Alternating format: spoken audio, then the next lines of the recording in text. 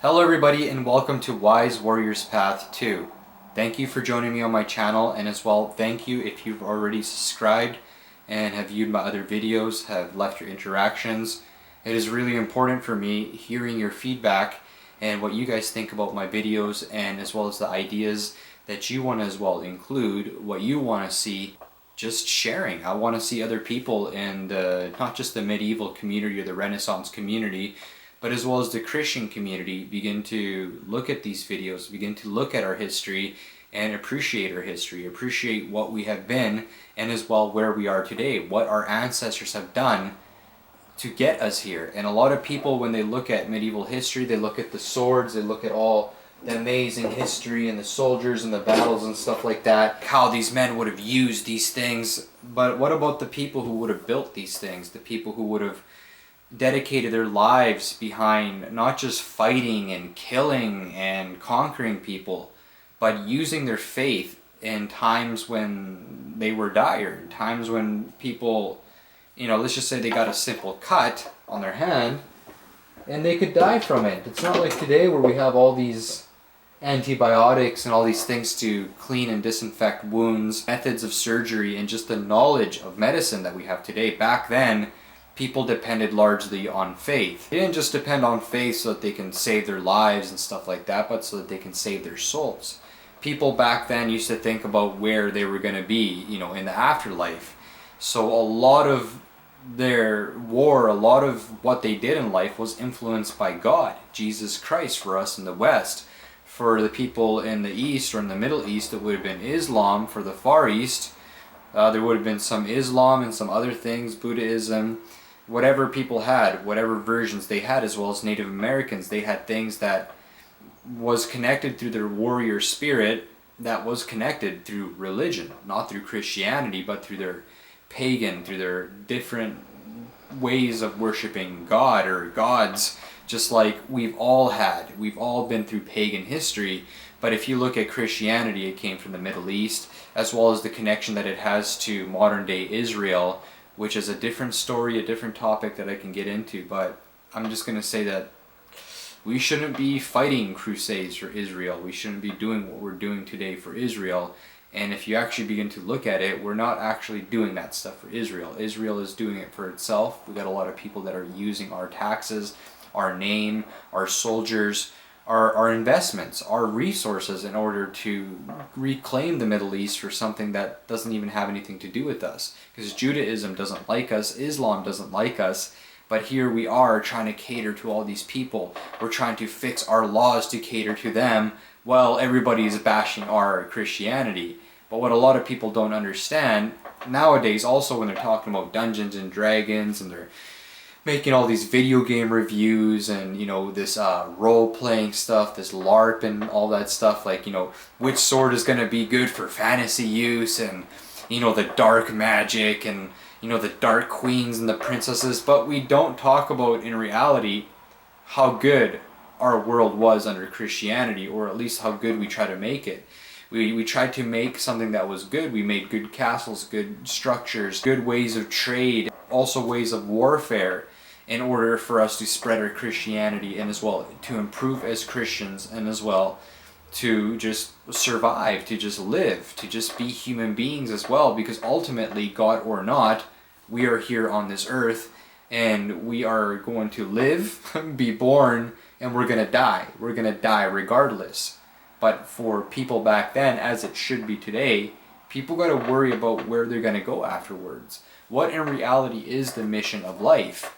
And those were pretty big questions back then, and especially when people would fight, they would kill, they would defend their countries, all the motives that, were needed to fight wars. People as well thought about where their faith was going to be, about where their soul is. Like, you know what I'm saying? I'm killing all these people, taking in the name of my country, in the name of my Lord, in the name of God. But in reality, does God want this? So people who were literate, people who would read the Bible, people who would be able to really interpret the teachings of God, they would see that no, they're not supposed to do all this stuff.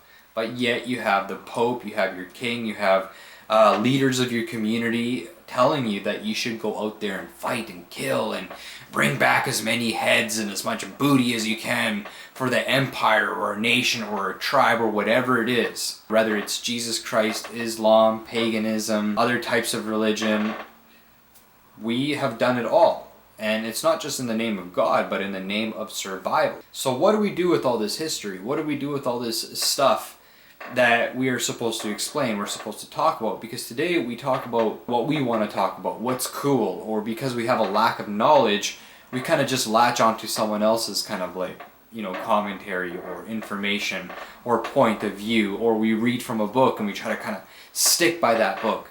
But what a lot of people don't understand, that our history is always going through revisions, going through changes, because we're rediscovering stuff, or because people that have disinformation, people who don't know much, actually make an effect. And that's something that we got to look at. That's why it's important that more people begin to take enthusiasm to learning our history, to go out there in reality, make the effort. And you don't need just young men and women who want to do HEMA and want to fight and, you know what I mean, want to be cool and stuff like that. No, what we need is people of all walks of life, whether you're old, young, whatever it is. Get the enthusiasm to learn about your history, about what made you what you are today, and in reality how you can participate in teaching others about it without, let's just say, going crazy, without, let's just say, going to live in the medieval ages or going all pagan and Celtic and stuff like that, which is a hobby. It is part of role playing. People do that because they want to be able to, you know, interact with the characters that they kind of idolize in a way. But what we have to understand is that those characters that we're kind of idolizing are our grandparents, are our ancestors. We are their descendants.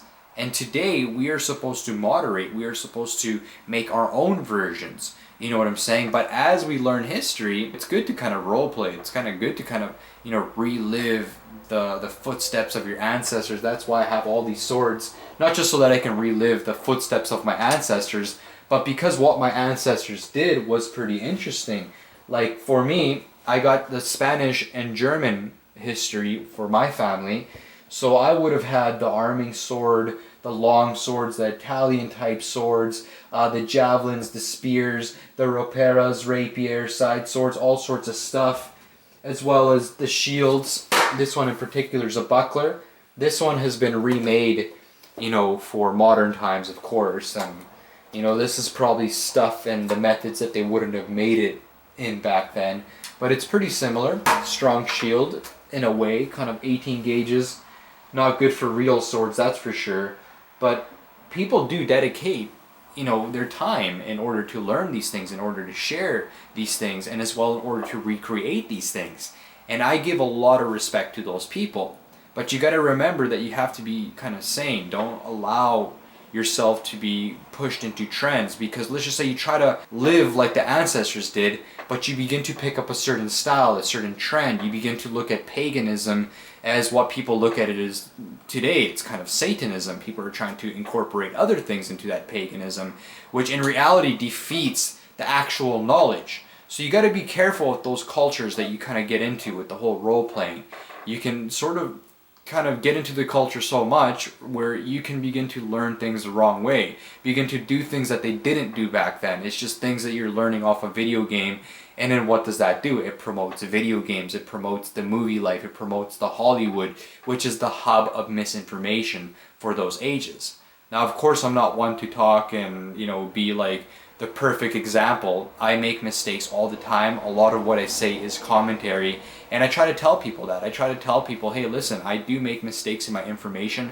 I don't always get things right, and a lot of what I'm saying as well is commentary. I want to be able to share my points of views, and these are my strategies, what I would use based on these treatises, what I understand from reading these treatises, from what I understand from looking at this history, from these tactics, these methods. So we do kind of add on to a lot of things, and that's why it's important for us to learn the best that we can, actually make the effort, as well as look at people and have an open mind. If they make a mistake, try to point it out. Don't get all angry. Don't let your pride overwhelm you to the point where, let's just say, you can't learn because you got this way of thinking that's just solid, right? Like you won't change it for anything else. Like, oh, Europeans are the best, or the samurai is the best. And my opinion, I think that the Europeans had the best warriors, the best kind of armor, the best kind of swords. But I would say that Japan also had their own versions. China had their own versions. So everybody, to their own version, thinks they're the best. For me, I think that the best swords were influenced by Iberia. The best kind of tactics, training, the best kind of armies, the best kind of systems were influenced and as well were connected to Iberia. A lot of people don't know that. A lot of people as well, when they're connected to the French culture, they'll relate to their French culture, to the Franks. For the English people, they'll relate to the Anglo-Saxons, the connection to the Vikings, the Celts, and they would think that this is the best. So they will spread this as well in Sweden, as well in Germany. The German longsword's the best, or the sword and buckler. But when you actually begin to break down the styles, you begin to actually break down the methods, you're going to see that everybody kind of used a little bit of the same method in different versions, in different ways, different tactics. Some were more successful than others, but you got to remember that every nation that has a name today has made a difference. They had their days of glory. Other nations had longer glory, like let's just say the Germanic cultures, the English cultures, the Spanish, Iberian cultures, and as well as the Italian cultures. But you got to remember that they have also moderated. They have had migrations, different kinds of people, different kinds of clashes. Their languages have moderated. Things have infiltrated them, or they have adopted other things. But you're going to see that ultimately the blood remains the same. No matter how much waves of language and people come, you'll see that there's always going to be an indigenous branch to every culture. So meaning if this culture is Anglo-Saxon, you're going to find that a lot of British people, whether they know it or not, or they like to hear this or not, are actually not connected to Norway or people from the north. They're actually, through their Celtic line, and as well through their ancient blood, the original blood that you can trace for thousands of years, it's connected to Iberia. I know, eh? Because Iberia in the last ice ages was a refuge for people. Because you got to remember, when the times were cold, who's going to want to be in Norway? Who's going to want to be a Viking? And then you look at the Vikings, and the Vikings' legacy was just like 300 years, the actual Vikings. But of course, there's been invasions from Scandinavia, clashes, migrations, other cultures, moderations. But if you look at the Vikings, they have a very brief period, and they're not just people solely from Norway. You know what I'm saying? Or because they raid and stuff like that. No, it's very complicated when you begin to look at history. When you begin to break down the history of all your swords, you're going to see that they all have a connection, but a lot of them were also influenced by other cultures. So you're going to see that a lot of the same swords are going to be found in a lot of different cultures, but they're moderated, they're different. Like for example, all over Western Europe, they had the knightly sword or the arming sword. The Spanish or the Iberians had the exact same sword, but they always had little rings like this. They always had kind of swept hilts. They always had kind of like rings to protect their fingers, and so that they can put their finger on top of the guard, and also so that they can protect their hands. The Iberians always specialized in that, and as well as other cultures. But as time went by, and the Renaissance came in later periods, and as well as moderations of swords in different styles, a lot of people adopted it and turned it into the rapier and the modern swords, the modern hilts, and the kind of stuff that you see today. It's very interesting when you begin to break down that history. And when I study my Spanish history, German history, I find a lot of things. Like, I'm discovering things every single day, and so is like the world.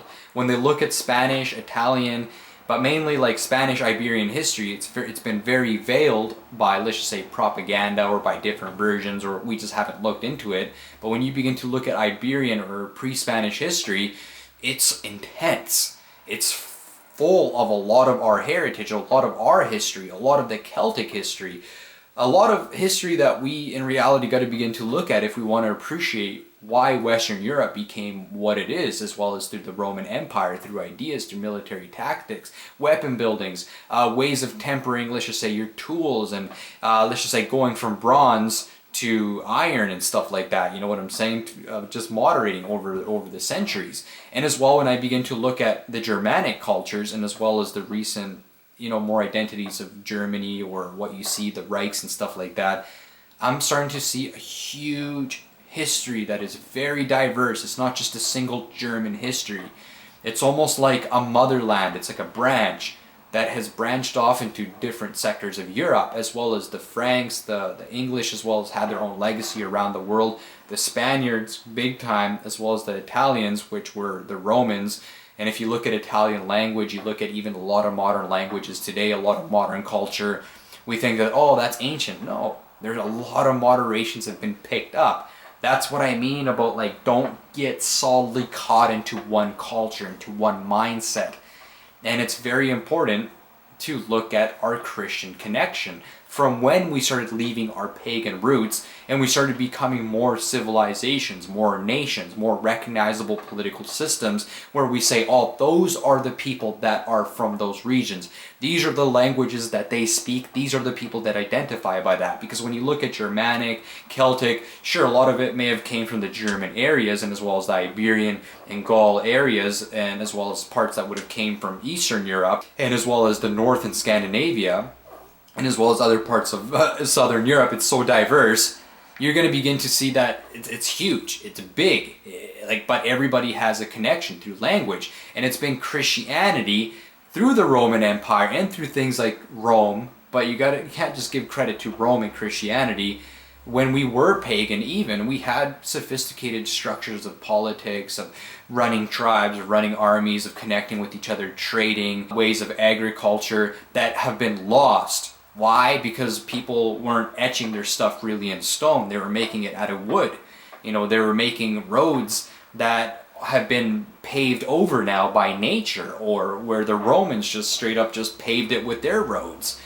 There's a lot of history, but in the last, I would say, at least 1800 years, 2000 years, but I would say that like at least 1800 years, we have begun with the Christianity. 1700 years, we have really began to incorporate Christianity into Western Europe.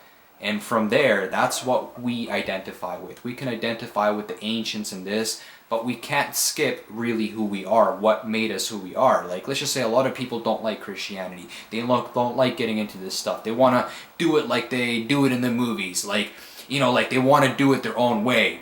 So they skip, like, let's just say 1500 years of Christian history and just talk about the warriors and the metal and what they worn, to the point where they're literally trying to find other ways of explaining things that could be wrong without even adding the basic fundamentals of what these warriors believed in, of what they were surrounded by throughout their history. We talk about paganism and mysticism and all these gods and stuff like that, and all these methods and these fairies, and even like the kind of stuff that we talk about. You know what I'm saying? Where we're literally going into the mythology. But we don't talk about what made us who we are today. And that is our Christian roots, what we fought for, what we died for, what we feared with and for. You know what I'm saying? What made us who we are. So just before I begin to rant and get into this whole thing, like, I didn't script none of my stuff. I never script any of my videos. And once again, if I got any information wrong, I do apologize. But I just want people to understand that we got a very diverse history, and as well our Christian heritage, our Christian roots, or whatever you want to call it, has been at the front of that, has been the spear tip to that. Well, we have been the spear tip, and Christianity's been our driving force, but I'm telling you that Christianity is something that we're overlooking when we're telling these histories. But once again, that's history, that's YouTube. People want to share things the way they are. You have the right to do so. It's not the Holy Inquisition where you have to be this and that. But there's other things that are in reality infiltrating us today. Like Satanism, whether people know it or not. It is a religion. It is the worst of the religions. And it's trying to take over. It's trying to take over our medieval history, our politics, everything, like even, what we eat through genetically modified food. We still got really negative and terrible things out there that are trying to destroy not just our Christian world or Christendom, but our descendants, our people, our children, what we are today. And it is very important that we begin to look at things for what they are. We begin to see things with common sense, not shut your mind off to the world of today, and as well, don't shut your mind off to different opinions of our past, of our history, different looks of our history, as well as different cultures that were in our history. You know, don't be like medieval racists where like, you know, oh, I'm the best, I'm this, I'm that, I will only study this history. No, be diverse about it. And you're gonna find that if you do HEMA, you do boxing, you do any sort of full contact sport, you begin to understand the warrior mentality, what drove those people, even Jesus Christ. But don't incorporate Jesus Christ so you can fight. I'm just saying like our history, you know, and what these soldiers would have looked at so that we can understand them. But when you do different kinds of martial arts, like let's just say you do Asian martial arts, you practice with the katana, you practice with the long sword, you practice with a single-handed sword, you practice with Chinese swords, you practice with swords from Europe, you practice with, let's just say, Native American weapons, you practice with clubs, you practice with sticks. You know what I'm saying? You do boxing and you do MMA, and then you do like sort of HEMA boxing and MMA or whatever you call it. I'm sorry. And you're gonna become a better fighter, a better warrior, a better person, a person who has more knowledge on things. So once again, this is my video. I apologize to you guys if I got anything wrong, and as well, this is my wall. I'm gonna be upgrading it and improving it and fixing it. And for the future, I'm going to try to bring you as well more videos on swords, reviews and stuff like that. I'm just going to try to be involved in our history, teach the younger generation the best that I know, and as well hear from younger people and hear from older people as well, hear from different people. So that's what's good about YouTube. But you got to remember, YouTube right now is also under attack. Free speech is under attack in our countries. We got more battles to fight than just learning about our history, just getting the new sword. No, we are the descendants of our ancestors, and we are still fighting modern battles. And a lot of the battles are not just on a war field of sword and shield. It's very political, it's social, it's like what you do in your daily life. Has been incorporated into warfare as well. And if we want to defend our nations, we want to continue to preserve our history, our heritage, even our bloodlines, you know, get married one day and be a normal human being, eat normal food that's not genetically modified food, then today we have to look at these things. So once again, I apologize for any of my mistakes. I don't script this stuff. And until next time, take care and goodbye, guys.